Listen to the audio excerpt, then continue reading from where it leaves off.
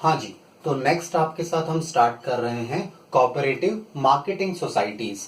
यानी ये लोग क्या करते हैं, ये मार्केटिंग में हेल्प करते हैं। नाम से ही देखिए, इनके नाम में क्या आ रहा है, मार्केटिंग। कोऑपरेटिव मार्केटिंग की जाएगी, तो ये आपको मार्केटिंग में हेल्प करने वाले हैं।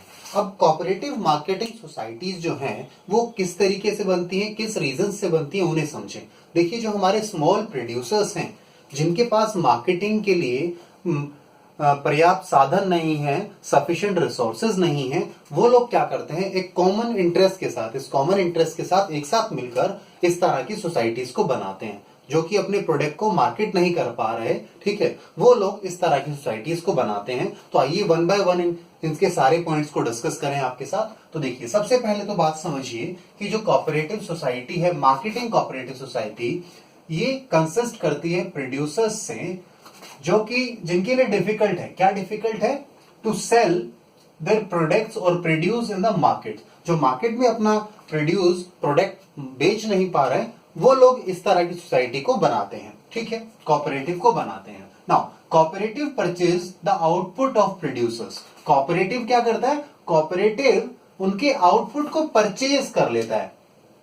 जो प्रोड्यूसर्स ने आउटपुट बनाया है यानी प्रोडक्ट बनाया है, कोऑपरेटिव उसे परचेज करता है और फिर मार्केट के अंदर उसे बेस्ट प्राइसेस में बेचने की कोशिश करता है। ठीक है, और मार्केट में क्या करता है? सेल करने की कोशिश करता है उनके प्रोड्यूस को at best prices, best possible price पर। तो ये कॉर्पोरेट का ऑब्जेक्टिव भी है हमारे कोऑपरेटिव का। ठीक है, आइए अब इससे बेनिफिट क्या मिलता है। देखिए, इस तरीके से सोसाइटी बनाने से, इस तरह की कोऑपरेटिव सोसाइटी बनाने से बेनिफिट ये मिलता है कि जो हमारे इंडिविजुअल प्रोड्यूसर्स हैं, उनकी बार्गेनिंग पावर अच्छी हो जाती है। क्यों? कि उनके पास अब बल्क में बेचने को एक तो प्रोडक्ट भी है, ठीक है, सिंगल प्रोडक्ट की भी क्वांटिटी बढ़ेगी और मल्टीपल प्रोडक्ट्स भी आएंगे, तो उनकी बार्गेनिंग पावर जो है वो इंक्रीज होती है। एंड साथ में बार्गेनिंग पावर के साथ में उनकी जो कॉम्पिटिटिव पोजीशन है, जो मार्केट में पहले उनकी कॉम्पिटिटिव पोजीशन थी ही नहीं, वो कंपटीशन में कहीं थे ही नहीं, उस कॉम्पिटिटिव पोजीशन में भी इंप्रूवमेंट आती है। तो बार्गेनिंग पावर इंक्रीज हो रही है उनकी। ठीक है, यानी मोल भाव करने की स्थिति में आते हैं जब वो एक साथ मिलकर आते हैं। ठीक है, कॉम्पिटिटिव पोजीशन इंक्रीज होती है, इंप्रूव होती है।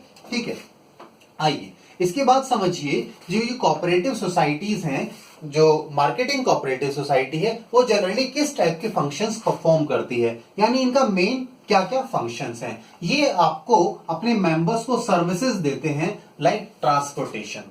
इंडिविजुअल हमारे मेंबर्स हैं, उनके पास इतने रिसोर्सेज नहीं है कि वो अपना ट्रांसपोर्टेशन अरेंज कर सकें, अपने वेयरहाउस फैसिलिटीज अरेंज कर सकें, तो वो सारी चीजें ये कोऑपरेटिव उनको फैसिलिटेट करती है। क्योंकि अब क्या हो रहा है, large number of producers have joined together to market their product, तो अब कलेक्टिवली वो ट्रांसपोर्टेशन फैसिलिटी भी अफोर्ड कर सकते हैं, वेयरहाउसिंग वगैरह भी हो सकती है, पैकिंग जो पहले पॉसिबल नहीं थी स्मॉल प्रोड्यूसर के लिए, वो आज पॉसिबल है। ठीक है, प्लस ग्रेडिंग करना। ग्रेडिंग क्या होता है मैं समझाऊं आपको। जब हम कोई प्रोड्यूस बनाते हैं, then that produce is classified into different categories, कि बेस्ट क्वालिटी का प्रोड्यूस है या एवरेज क्वालिटी है, ठीक है, या below quality, below average quality है यानी पुअर क्वालिटी है, तो वो ग्रेडिंग भी की जाती है, क्योंकि ग्रेडिंग के हिसाब से उसकी सेल होनी है मार्केट में। तो ग्रेडिंग फैसिलिटीज भी आपको ये कोऑपरेटिव सोसाइटी देती है आपके मार्केटिंग के लिए। ठीक है, तो आपको समझ में आया है किस तरह के फंक्शंस करते हैं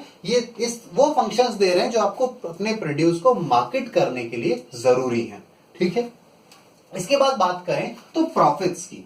प्रॉफिट्स के बारे में क्या है? प्रॉफिट्स के बारे में ये बात है कि जो कोऑपरेटिव मार्केटिंग सोसाइटी के जो प्रॉफिट्स हैं, वो डिस्ट्रीब्यूट किए जाते हैं अमंग मेंबर्स इन रेशियो और in proportion to their sales. जितनी जिसकी सेल्स हैं अमाउंट वाइज, ठीक है, उसके हिसाब से जो प्रॉफिट्स बचते हैं कोऑपरेटिव के पास, उन्हें उन लोगों में, उन मेंबर्स में ही डिस्ट्रीब्यूट कर दिया जाता है। ठीक है, चलिए, तो ये बात आपको समझ में आई, मैं अंडरलाइन भी करवा देता हूं। ठीक है, तो प्रॉफिट्स को ये लोग क्या करते हैं, ये डिस्ट्रीब्यूट कर देते हैं, ठीक है, among members in proportion of their share in sales. तो सेल्स के अंदर जो हिस्सा है हर मेंबर का, उसके हिसाब से ये प्रॉफिट को डिस्ट्रीब्यूट करते हैं। अब मार्केटिंग कोऑपरेटिव सोसाइटी के कुछ मेन ऑब्जेक्टिव्स हैं, आइए उन्हें डिस्कस कर लेते हैं वन बाय वन।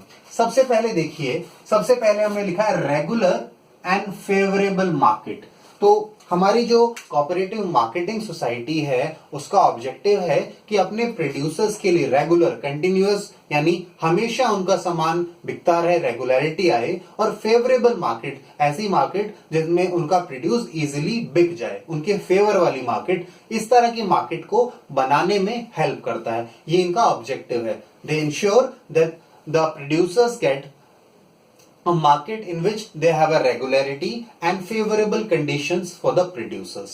ठीक है, इसके बाद बात आती है next, best price for the products. ठीक है, जो हमारे मेंबर्स ने, प्रोड्यूसर्स ने जो प्रोडक्ट्स बनाए हैं, जो गुड्स प्रोड्यूस किए हैं, उनके लिए हमारी रिस्पॉन्सिबिलिटी है, हमारा ऑब्जेक्टिव है कि उनके लिए हम अपना बेस्ट पॉसिबल प्राइजेस अरेंज कर पाए। ठीक है, तो ये भी यहां पर भी इनका फोकस रहता है। एक तो रेगुलर मार्केट उन्होंने दिलाई आपको, फेवरेबल मार्केट दिलाया, उसके बाद वो प्राइजेस पर भी बार्गेनिंग पावर, हमने बात की थी यहां पर, ये देखिए बेनिफिट्स में बार्गेनिंग पावर तभी बढ़ रही है क्योंकि हमारे पास अब बल्क में चीजें हैं बेचने को। ठीक है सॉरी। उसके बाद बात करें नेक्स्ट हमारे ऑब्जेक्टिव की, then next is arranging of facilities, arranging या arrangement of facilities which individually are producer और the members can not afford. ठीक है, जो हमारे इंडिविजुअल मेंबर्स खुद से अफोर्ड नहीं कर सकते थे, इस टाइप की फैसिलिटीज को अरेंज कराना, ये इंश्योर करना कि ऐसी फैसिलिटीज उन्हें मिल पाए, ये भी हमारे मार्केटिंग कोऑपरेटिव्स का ऑब्जेक्टिव होता है। ठीक है, अब ये फैसिलिटीज क्या होती है, ये फैसिलिटीज मैंने डिस्कस की है पहले ही आपके साथ। ये जो फैसिलिटीज हैं, ये जो फंक्शंस परफॉर्म कर रहे हैं, फैसिलिटी भी तो है ना, ट्रांसपोर्ट की फैसिलिटी उन्हें मिल पाए। ठीक है, जो इंडिविजुअली नहीं अफोर्ड कर सकते थे।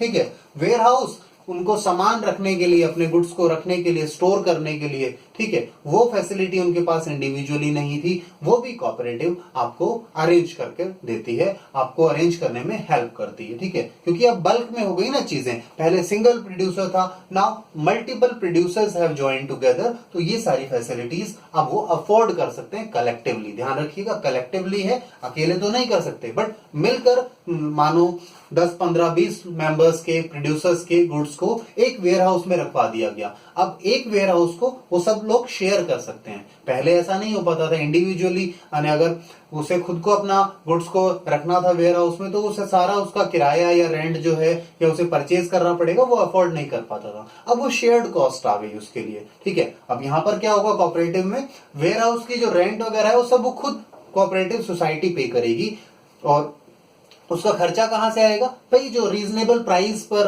बेस्ट प्राइसेस पर जो प्रोड्यूस बेचे जाएंगे, और खरीद भी हम ही रहे हैं, हम अपने प्रोड्यूसर्स से खरीद रहे हैं और उसे बेस्ट पॉसिबल प्राइस में बेच रहे हैं, तो उसके बीच में प्रॉफिट भी अर्न करेंगे, तो प्रॉफिट्स में ही बाकी खर्चे होंगे, और जो बच जाएगा प्रॉफिट वो हमारे मेंबर्स को मिलेगा। ठीक है, इसके बाद बात करें, हमारी कोऑपरेटिव इंश्योर करती है ऑनेस्ट ट्रेड प्रैक्टिसेस। ठीक है, अब ऑनेस्ट ट्रेड प्रैक्टिसेस से मतलब क्या है, ऑनेस्ट ट्रेड प्रैक्टिसेस से हमारा मतलब है, जब हम मार्केट कर रहे हैं हमारे प्रोड्यूसर, हमारे मेंबर्स के गुड्स एंड सर्विसेज को, तो हम इंश्योर करते हैं कि हमारे जो प्रोडक्ट्स हों वो क्वालिटी वाइज, मेजरमेंट वाइज, ठीक है, wait wise and accounting wise, हिसाब किताब, तीनों चीजों के हिसाब से उनकी क्वालिटी अच्छी हो, उनकी वेइंग जो वजन है उनमें जितना लिखा है बाहर प्रोड्यूस पर उतना ही मिले। ठीक है, ये सारी चीजें वो इन चीजों पर फोकस करते हैं। ये क्या है, आपकी प्रैक्टिसेस है, ट्रेड प्रैक्टिसेस हैं, जो अच्छी, जिन्हें एथिकल कहा जाता है, मॉरल चीजों पर ध्यान दिया जाता है। ये आपके प्रोड्यूस को इजीली हेल्प करते हैं मार्केट करने में। ठीक है, एक विश्वास बनता है, एक ट्रस्ट बनता है कस्टमर का इन चीजों को लेकर, इसीलिए इस पर फोकस करना बहुत जरूरी है। सो अच्छी ट्रेड प्रैक्टिसेस को इंश्योर करना कि ये सारी चीजें फॉलो हों, प्रैक्टिस में आए, ये भी रिस्पॉन्सिबिलिटी है, ये भी ऑब्जेक्टिव है हमारे कोऑपरेटिव का। Then the last one is eliminate middleman. Another objective ये है कि मिडलमैन को एलिमिनेट किया जाए और कस्टमर के साथ डायरेक्ट डीलिंग की जाए। हमारा कोऑपरेटिव इंश्योर करता है कि जो मिडलमैन हैं, जिन्हें कमीशन देना पड़ता है, जो प्रॉफिट में हिस्सा लेते हैं, उन्हें हटाया जाए और डायरेक्टली कस्टमर के साथ डील किया जाए, तभी बेस्ट पॉसिबल प्राइसेस मिल सकते हैं, और अल्टीमेटली हम अपने मेंबर्स के कॉमन इंटरेस्ट, जो उनका कॉमन इंटरेस्ट है, उसको अचीव कर सकते हैं, उनको ज्यादा बेनिफिट्स पहुंचा सकते हैं। ठीक है, तो चलिए, तो आई होप ये आपको क्लियर हुआ है। इसे आप एक बार नोट डाउन कर लीजिए, उसके बाद हम नेक्स्ट पार्ट स्टार्ट करेंगे, तो आप इसे लिख लीजिए जल्दी से।